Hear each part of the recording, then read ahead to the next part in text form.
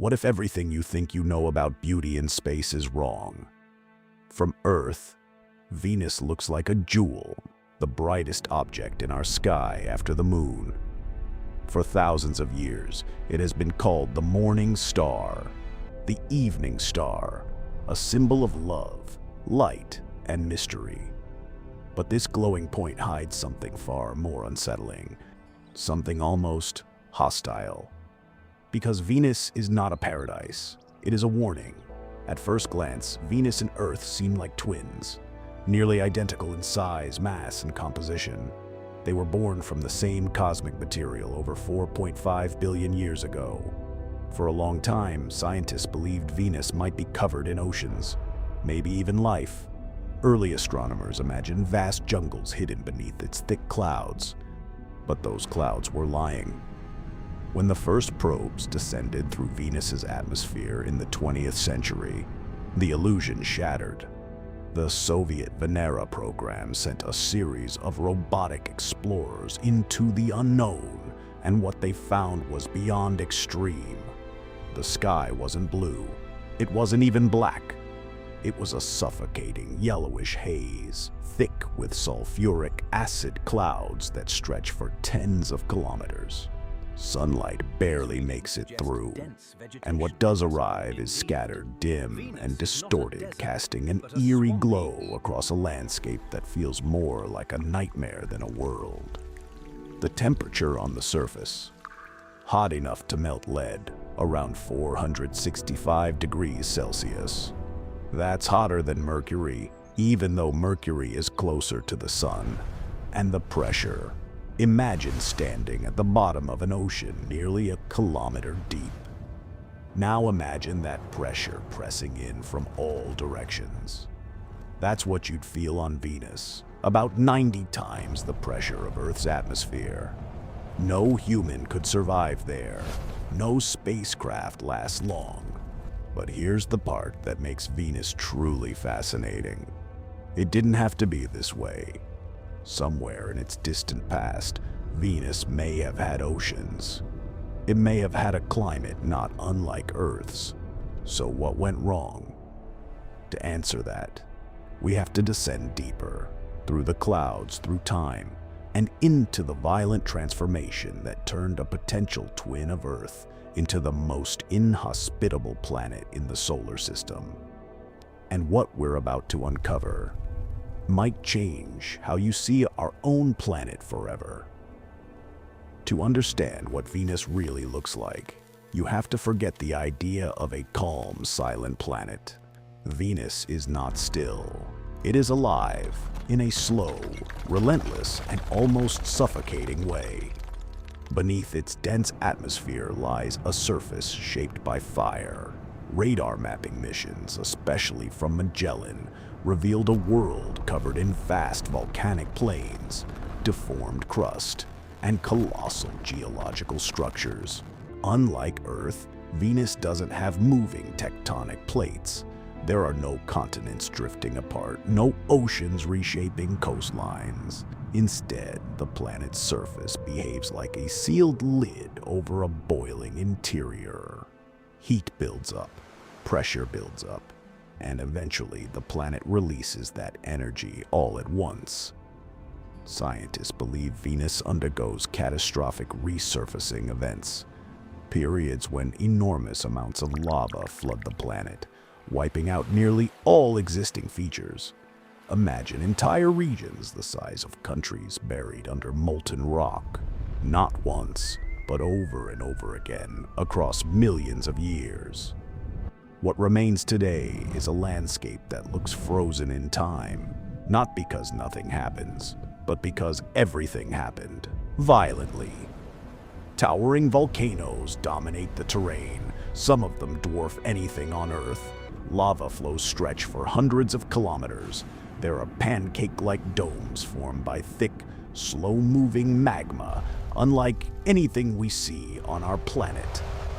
And then there are the coronae, vast circular fractures in the surface, created by plumes of hot material rising from deep within the mantle. They look almost organic, like scars left behind by something trying to break through from below. But perhaps the strangest part of Venus isn't just what's on the ground. It's the way the planet moves. Venus rotates incredibly slowly. One full rotation takes about 243 Earth days. But here's the twist. It spins in the opposite direction to most planets. On Venus, the sun would rise in the west and set in the east, if you could even see it through the clouds.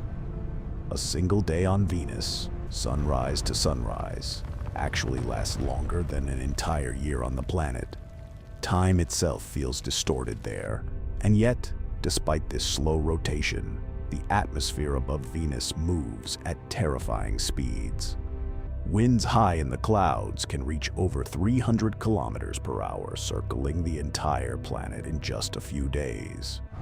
This phenomenon, known as superrotation, means the sky is constantly in motion, even while the ground below barely turns. So what would it feel like to stand on Venus? There would be no horizon as we know it, just a hazy, orange-tinted distance. The air would be so dense it would feel heavy, almost liquid. The light would be dim, filtered through layers of toxic clouds. And the silence, not empty, not peaceful, but oppressive. Because Venus doesn't just look alien. It feels like a world that was never meant to be seen. And yet, for all its violence and hostility, Venus may hold one of the most important stories in the entire solar system.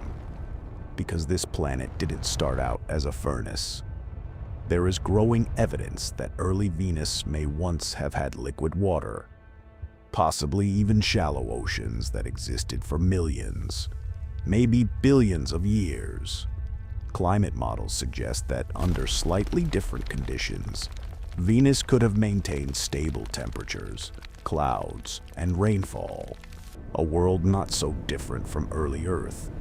So what changed? The answer lies in a runaway process, a feedback loop so powerful that once it began, there was no stopping it.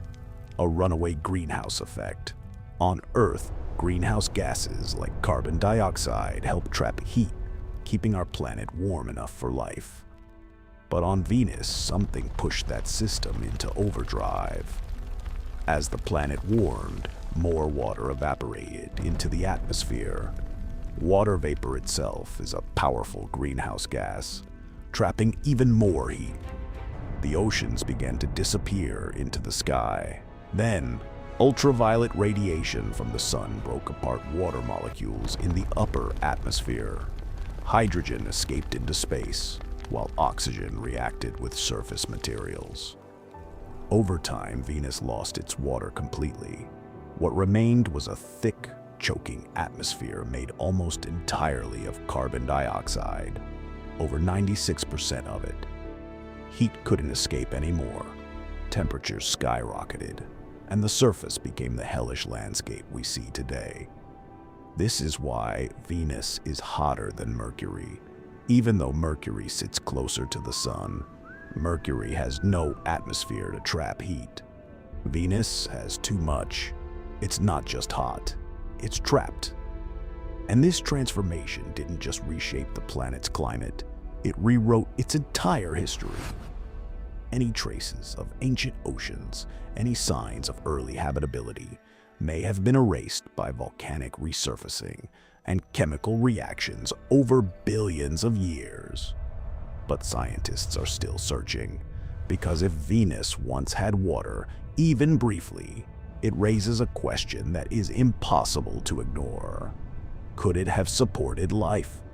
Some researchers are even exploring the possibility that microbial life might exist, not on the surface, but high in the atmosphere, where temperatures and pressures are far less extreme.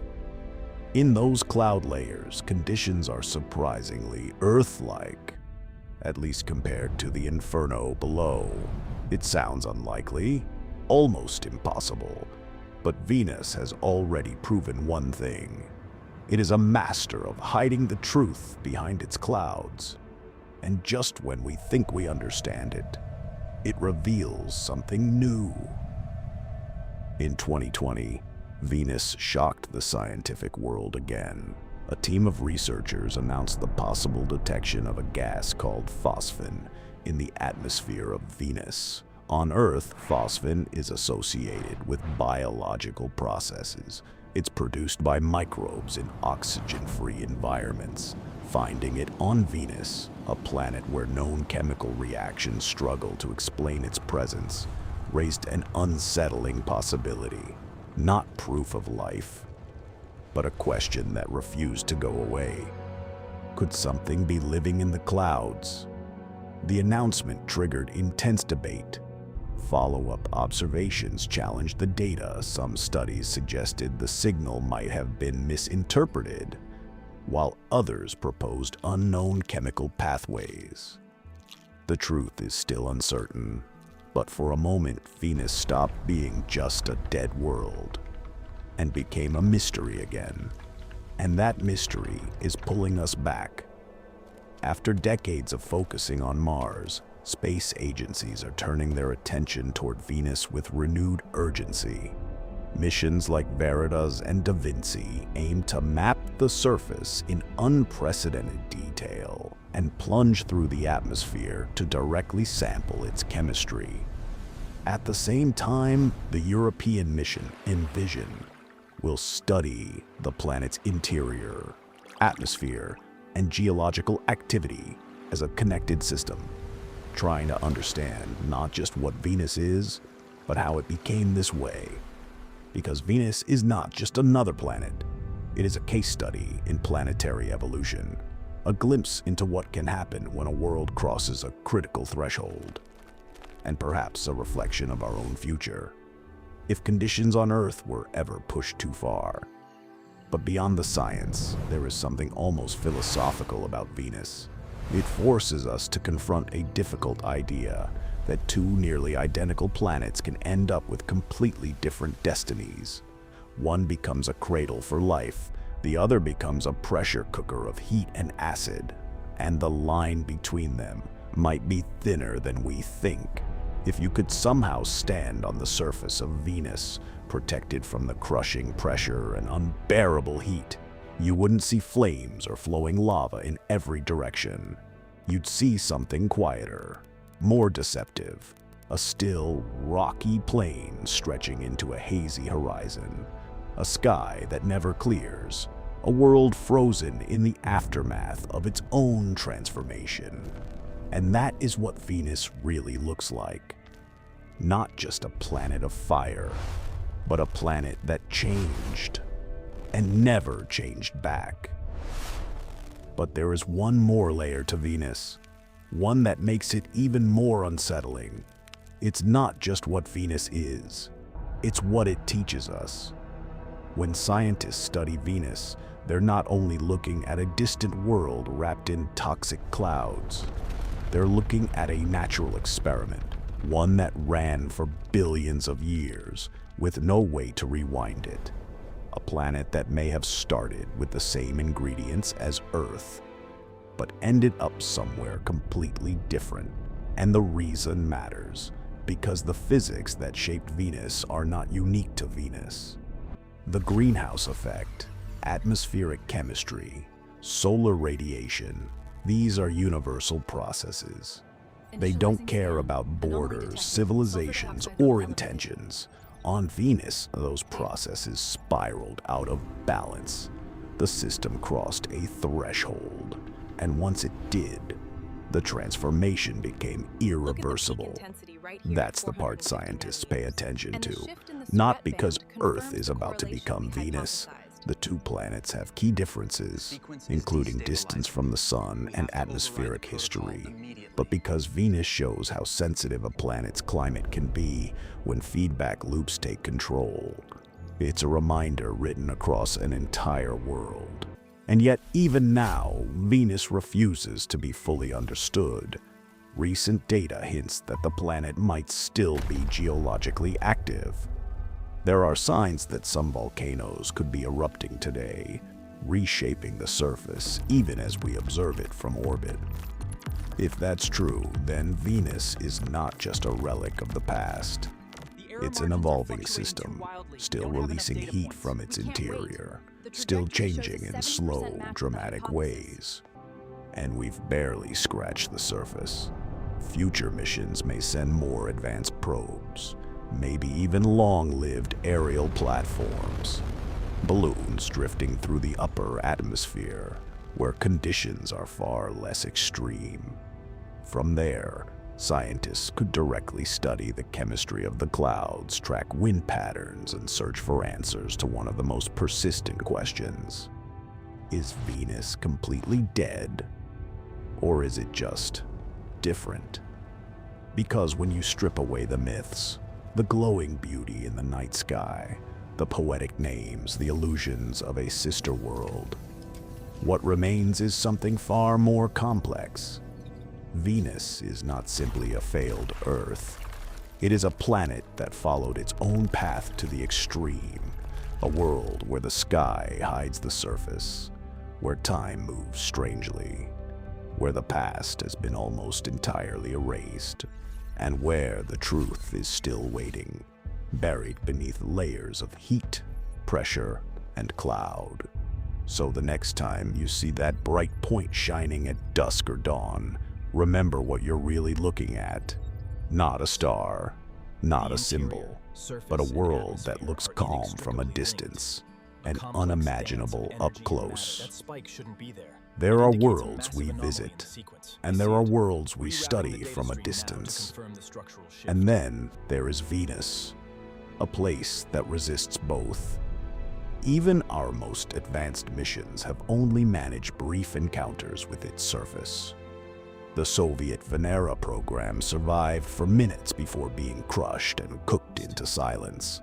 Later, NASA's Pioneer Venus entered the atmosphere to measure its structure, confirming what earlier probes had only hinted at. A planet wrapped in layers of crushing density, where altitude changes everything, and survival is measured in minutes, not years. Orbiters fared better, but even they were trapped in the distant view, watching through radar and ultraviolet filters, trying to reconstruct a world that refuses to reveal itself easily. ESA's Venus Express spent nearly a decade studying the planet's atmosphere, tracking wind patterns, thermal structures, and hints of chemical cycles. And Japan's Akatsuki continues to watch the storms that never end. Massive atmospheric waves stretching across a sky that never clears. Each mission adds another fragment to the picture, but Venus never becomes whole. Even now, some of the most important questions remain unanswered. Does the planet still have active volcanoes reshaping its surface today? What drives its strange atmospheric superrotation with such consistency? And why does its magnetic environment behave so differently from Earth's, despite their similarities? To answer these, new missions are being prepared, not just to observe, but to descend again into the unknown. Instruments that can survive longer, probes that can sample deeper layers of the atmosphere, systems designed to endure what no human-made object has ever fully endured before. Because Venus is not finished telling its story, and perhaps the most compelling part of that story is not what we have learned, but what we have not. We still do not have a complete map of its surface at high resolution. We still do not fully understand its geological timeline. We still cannot say with certainty how long it remained potentially habitable, or when exactly it crossed the threshold into its current state. In many ways, Venus is a mirror with its reflection erased, and yet it continues to shape how we think about planets, atmospheres, and time itself. There is a strange moment that every observer eventually reaches when studying Venus. A realization that goes beyond data, beyond missions, beyond equations, that this brilliant point of light in the sky is not a symbol of beauty or love or mythology. It is a record of transformation, a reminder that worlds can change slowly, silently, and completely until nothing remains of what they once were. And as we build new telescopes, send new probes, and refine our models, we are not just trying to understand Venus. We are trying to understand what it means for a planet to become something else entirely. Because somewhere beneath those swirling clouds and crushing pressures, Venus still holds its final secret. And until we uncover it, we are only ever looking at the surface of a world that refuses to be seen.